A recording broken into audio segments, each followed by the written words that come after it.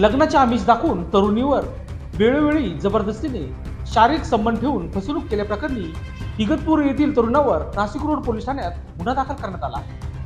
हा प्रकार 9/8/2022 ते 12/3/2024 या कालावधीत त्र्यंबकेश्वर येथील वृंदावन लॉज तसेच मुक्तिधाम पाठीमागील बाजू नटराज लॉज नाशिक रोड येथे घडला आहे.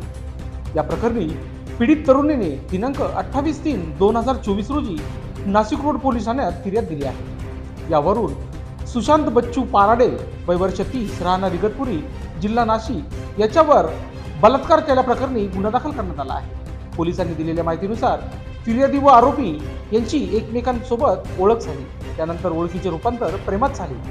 त्यानंतर लग्नाचे आमिष दाखवून अनेक वेळा विविध ठिकाणी नेऊन अत्याचार केला तसेच तरुणीसोबत जबरदस्तीने शारीरिक संबंध ठेवले. त्यानंतर आरोपीने